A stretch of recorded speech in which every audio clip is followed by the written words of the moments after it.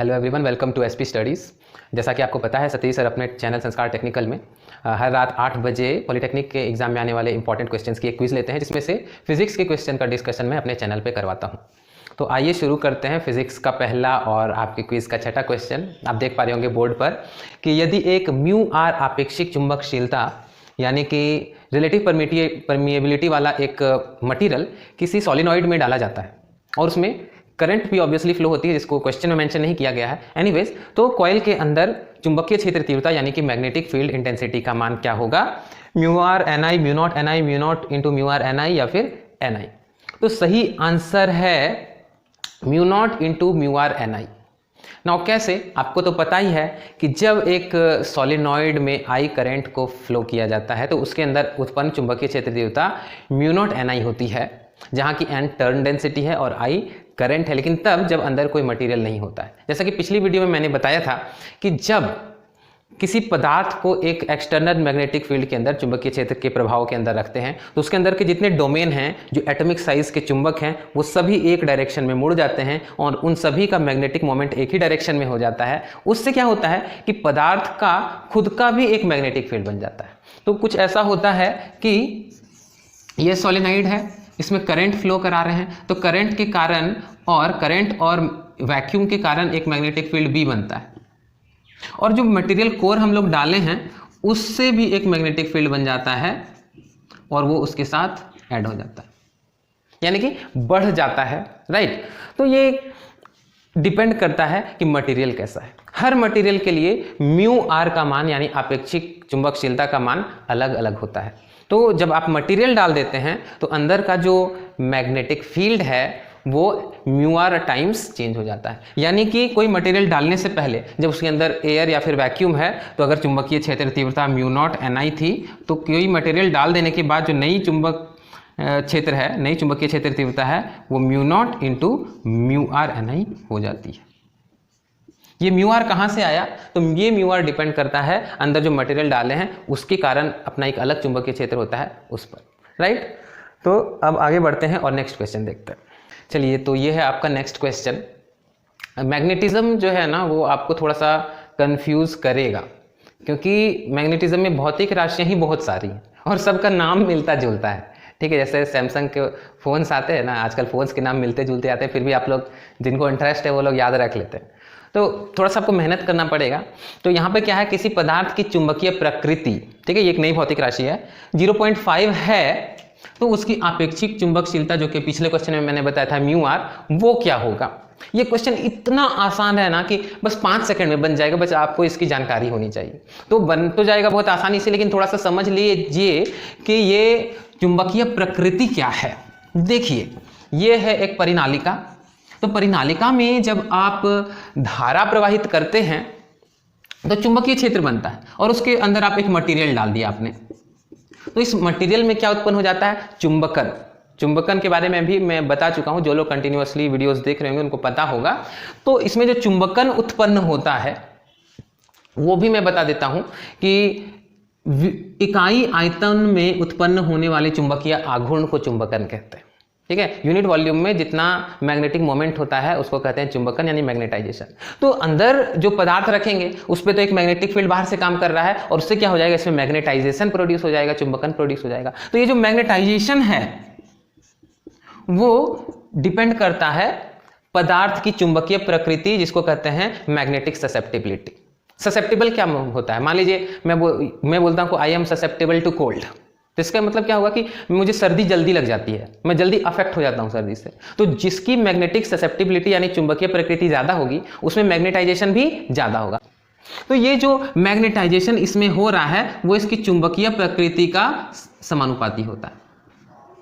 जितनी ज्यादा चुंबकीय प्रकृति होगी, जितनी ज्यादा मैग्नेटिक ससेप्टिबिलिटी होगी, उतना ही ज्यादा इसमें मैग्नेटाइजेशन होगा। तो ये जो मैग्नेटिक ससेप्टिबिलिटी है और रिलेटिव परमिएबिलिटी म्यू आर है, उनके बीच एक रिलेशन होता है। बहुत ही इजी रिलेशन है ये रिलेशन है म्यू आर यानी कि आपेक्षिक चुंबकशीलता इज इक्वल टू चुंबकीय प्रकृति प्लस 1। किसको नहीं याद रहेगा ये? Mu r is equal to chi plus 1। अब बताइए, चुंबकीय प्रकृति काई का मान कितना दिया हुआ है? 0.5। तो अपेक्षिक चुंबकशीलता का मान कितना हो जाएगा 1.5। ठीक है, तो ऑप्शन कौन सा हो जाएगा, डी करेक्ट हो जाएगा। लेकिन जैसा कि मैंने कहा था कि अगर आप अपने दिमाग को, कान और आंख को खुला रखते हैं तो आपको बहुत सारी चीजें मिल जाएंगी। देखिए यहां से आपको मात्रक भी मिल जाएगा। म्यू आर का क्या मात्रक है, म्यू आर का कोई मात्रक नहीं होता है, ये आपको पता होना चाहिए। तो इधर LHS और RHS में मात्रक सेम होगा, जब इसका कोई मात्रक नहीं है तो काई का भी कोई मात्रक नहीं होगा, यानी चुंबकीय प्रकृति का भी कोई मात्रक नहीं होता है। क्लियर? तो चलिए अब अगला क्वेश्चन देखें। तो ये है अगला क्वेश्चन जो कि लंबा चौड़ा है, इसलिए मैं इंग्लिश में नहीं लिख रहा हूं कि यदि EMF और R आंतरिक प्रतिरोध स्मॉल r यानी कि इंटरनल रेजिस्टेंस वाले n सेल्स को श्रेणी क्रम यानी सीरीज में जोड़ दिया जाता है, फिर उसको उस बैटरी को एक R प्रतिरोध के साथ, कैपिटल R एक्सटर्नल रेजिस्टेंस के साथ जोड़ दिया जाता है। कंडीशन क्या है कि कैपिटल R के सामने स्मॉल r का मान नगण्य है, यानी कि नेग्लिजिबल है। कैपिटल R बहुत बड़ा है और स्मॉल r बहुत ही ज्यादा छोटा है। तो ऐसे केस में इस बैटरी से यानी सीरीज में जो हम लोग सेल्स को जोड़ रहे हैं उससे मिलने वाली धारा का मान क्या होगा। चलिए इसको सॉल्व करते हैं। तो ये आप देख रहे होंगे कि मैंने E विद्युत वाहक बल और आंतरिक प्रतिरोध वाले n सेल्स को श्रेणी क्रम में जोड़ दिया है। श्रेणी क्रम में क्या होता है कि EMF जुड़ जाता है, तो EMF के n सेल्स को जोड़ने से उसका टोटल EMF हो जाएगा E plus E plus E plus E कितना टाइम्स, n टाइम्स, यानी हो जाएगा NE। ठीक है, तो टोटल जो EMF हो गया वो हो गया NE। लेकिन अगर आंतरिक प्रतिरोध की बात करें तो आंतरिक प्रतिरोध भी सीरीज में जुड़ जाएगा, यानी small r plus small r plus small r और इनटू n टाइम्स कितना हो जाएगा NR, आंतरिक प्रतिरोध NR। और आपको मैं बता चुका हूं कि जब इसको एक बाह्य प्रतिरोध से जोड़ा जाएगा कैपिटल R से तो धारा का मान हो जाता है I is equal to total EMF NE और बाई टोटल आंतरिक प्रतिरोध NR और प्लस बाह्य प्रतिरोध कैपिटल R। लेकिन ऑप्शन से तो मैच किया नहीं, तो यहां पे एक कंडीशन भी दिया हुआ है। क्या कंडीशन कि ये जो कैपिटल R है वो स्मॉल r से बहुत ही बड़ा है। मान लीजिए कि R है 10,000 और स्मॉल r है 0.01 ऐसा, तो 10,000 में के आगे 0.01 आप जोड़िएगा तो कोई फर्क नहीं पड़ता है। फॉर एग्जाम्पल आपको किसी से 10,000 रुपया उधार है तो वो अगर 1 रुपया ज़्यादा दे दे तो आपको फ़र्क नहीं पड़ेगा, या इवन 1 रुपया कम भी दे तो आप 1 रुपया अपनी तरफ से लगाइएगा, कोई फ़र्क नहीं पड़ता है। कैलकुलेशन में कोई ज़्यादा फर्क नहीं पड़ेगा। आप एक बहुत बड़े क्वांटिटी में जब एकदम बहुत छोटी क्वांटिटी जोड़ते या घटाते हैं तो कोई खास अंतर कैलकुलेशन में नहीं पड़ता है। तो इसलिए ये जो NR है, R तो बहुत ही छोटा है और N भी कोई बहुत बड़ा नहीं है। आप एक साथ कितनी बैटरी जोड़ेंगे, 1000, 2000, 5000 तो नहीं जोड़ेंगे, या और भी बड़ा नंबर 5 लाख 10 लाख तो नहीं जोड़ेंगे, राइट। 8 10 छोटा ही नंबर होगा।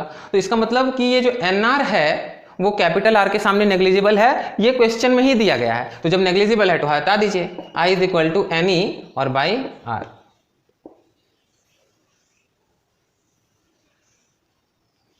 क्लियर? तो कौन सा ऑप्शन मैच कर गया, ये ऑप्शन सी, यानी कि ऑप्शन सी सही है। और ये क्वेश्चन आपके लकी पॉलिटेक्निक गाइड में भी दिया हुआ है और इसका मैं आगे इस्तेमाल करके एक और चीज़ समझाऊंगा आने वाली वीडियोस में, इसलिए आप कंटिन्यू देखते रहिएगा। तो चलिए अब अगले क्वेश्चन की बात करते हैं। तो आपके क्विज का 9वां और फिजिक्स का चौथा क्वेश्चन था कि वह तापक्रम जिस पर कोई लौह चुंबकीय पदार्थ अनुचुंबकीय पदार्थ की तरह व्यवहार करना शुरू कर देता है कहलाता है। The temperature at which a ferromagnetic substance starts to behave as a paramagnetic substance is called what? तो मुझे लगता है कि 90% स्टूडेंट्स को इसका आंसर पता होगा। जो भी कोई जीएस थोड़ा बहुत पढ़ता है सबको पता होता है कि इसका आंसर होगा क्यूरी तापक्रम। लेकिन यहाँ पे मैं थोड़ा सा एक्सप्लेन करना चाहूँगा चीज़ों को। देखिए, जब किसी पदार्थ को सॉलिनॉइड के अंदर डालते हैं तो सभी पदार्थों का व्यवहार अलग अलग तरह का होता है। इसके आधार पर अलग अलग पदार्थों को मेनली 3 कैटेगरी में बांटा गया है, ठीक है। और भी होते हैं लेकिन मेन 3 कैटेगरीज हैं। एक लौह चुंबकीय, अनुचुंबकीय और प्रतिचुंबकीय। इंग्लिश में बोलते हैं फेरोमैग्नेटिक, पारामैग्नेटिक और डायमैग्नेटिक। तो ये 3 तरह के पदार्थ हैं, अनुचुंबकीय पदार्थ, पारामैग्नेटिक, प्रतिचुंबकीय, डायमैग्नेटिक, और तीसरा होता है लौह चुंबकीय यानी कि फेरोमैग्नेटिक। तो प्रॉपर्टीज के बारे में देखिए पहले बात करते हैं अनुचुंबकीय पदार्थ। ये परिनालिका है जिसमें धारा की वजह से 10 टेस्ला का चुंबकीय क्षेत्र हो रहा है। धारा है और वैक्यूम है तो 10 टेस्ला का चुंबकीय क्षेत्र है। अब इसमें एक पदार्थ डालते हैं जिससे 1 टेस्ला का, जो कि देख रहे हैं आप ज्यादा नहीं है, थोड़ा और कम रखिए ना, 0.1 रखिए, 0.1 टेस्ला का एक्स्ट्रा मैग्नेटिक फील्ड बन जाता है। ठीक है, थोड़ा सा अंदर का मैग्नेटिक फील्ड बढ़ जाता है। तो टोटल कितना हो गया? 10.1 टेस्ला हो गया, थोड़ा सा बढ़ गया। क्यों बढ़ा? अंदर जो पदार्थ डाले उस छोटे छोटे एटॉमिक साइज के चुंबक है, क्यों बन रहे हैं? वो इलेक्ट्रॉनों की गति की वजह से बन रहे हैं। समझ गए आप? तो वो छोटे छोटे चुंबक एक ही दिशा में मुड़ जाते हैं और उससे थोड़ा सा चुंबकीय क्षेत्र बढ़ जाता है। ऐसे पदार्थों को कहते हैं अनुचुंबकीय पदार्थ। एग्जाम्पल इंपॉर्टेंट है, मैं याद नहीं रखा हूं, लेकिन आप लोग यहां पर देख लीजिए, अच्छे से याद कर लीजिए कौन अनुचुंबकीय है, कौन प्रतिचुंबकीय है। कुछ इंपॉर्टेंट का याद रखिएगा, जैसे एल्यूमिनियम, सोडियम, ये सब का याद रखिएगा। तो अनुचुंबकीय पदार्थ है एल्यूमिनियम, सोडियम, कैल्शियम, ऑक्सीजन भी अनुचुंबकीय है, और कॉपर क्लोराइड। क्या होगा कि इसको सोलिनॉइड के अंदर डालिएगा तो चुंबकीय क्षेत्र थोड़ा सा एक्स्ट्रा हो जाएगा, बढ़ जाएगा। कुछ ऐसे होते हैं जिसको आप परिनालिका में डालिएगा तो चुंबकीय क्षेत्र थोड़ा सा घट जाएगा। जैसे कि अंदर आप 10 टेस्ला है, तो जब आप उस पदार्थ को अंदर डालें तो उसके वजह से एक -0.1 टेस्ला का चुंबकीय क्षेत्र डेवलप हो जाएगा नेगेटिव डायरेक्शन में। सोलिनॉइड में इधर के डायरेक्शन में है, तो जो पदार्थ आप डाले उसमें उसके अपोजिट डायरेक्शन में छोटा सा डेवलप हो जाएगा। तो मान लीजिए कि -0.1 टेस्ला का चुंबकीय क्षेत्र उत्पन्न हुआ, तो टोटल कितना हो जाएगा? 0.9 टेस्ला। तो इसमें क्या होगा कि थोड़ा सा घट जाएगा। ऐसे पदार्थों के एग्जाम्पल हैं बिस्मथ, कॉपर, लेड, और बहुत ही इंपॉर्टेंट जल और सोडियम क्लोराइड का तो एग्जाम में पूछता ही पूछता है कि जल कैसा पदार्थ है, अनुचुंबकीय कि प्रतिचुंबकीय? प्रतिचुंबकीय। अगर सोलिनॉइड है, उसके अंदर आप वाटर डाल दीजिएगा, पानी डाल दीजिएगा, तो अंदर का चुंबकीय क्षेत्र यानी कि मैग्नेटिक फील्ड थोड़ा सा कम हो जाएगा। याद रखिएगा, थोड़ा सा कम होता है। समझ गए? पैरामैग्नेटिक थोड़ा सा चुंबकीय क्षेत्र बढ़ जाता है, डाईमैग्नेटिक यानी प्रतिचुंबकीय थोड़ा सा चुंबकीय क्षेत्र को ये कम कर देता है। अब फेरोमैग्नेटिक क्या होता है, लौह चुंबकीय क्या होता है कि अनुचुंबकीय का जो क्वालिटी है उसको आप बहुत ज्यादा बढ़ा दीजिए तो हो जाएगा लौह चुंबकीय। एग्जाम्पल आपका लोहा, निकेल, कोबाल्ट। ठीक है, जो मैग्नेटाइट अयस्क होता है लोहे का, वो भी लौह चुंबकीय पदार्थ का एग्जाम्पल है। उसमें क्या होगा कि अभी 10 टेस्ला का है ना, अंदर लोहा डाल देंगे तो 10,000 टेस्ला हो जाएगा, बहुत ज्यादा बढ़ जाता है। समझ रहे हैं? ऐसे पदार्थ को कहते हैं लौह चुंबकीय पदार्थ। और गर्म करने से क्या होता है ना, चुंबकीय प्रकृति घटती है। आपको पता होना चाहिए कि अगर एक चुंबक है, आपको उसका चुंबकत्व खत्म करना है तो उसको गर्म कर दीजिए, गर्म कर दीजिए, उसका चुंबकत्व खत्म हो जाएगा। होता क्या है कि एक खास टेम्परेचर होता है जहां पर एक लौह चुंबकीय पदार्थ गर्म करने पर उस खास टेम्परेचर पे वो अनुचुंबकीय पदार्थ के समान बिहेव करने लगता है। उस टेम्परेचर को कहते हैं क्यूरी टेम्परेचर।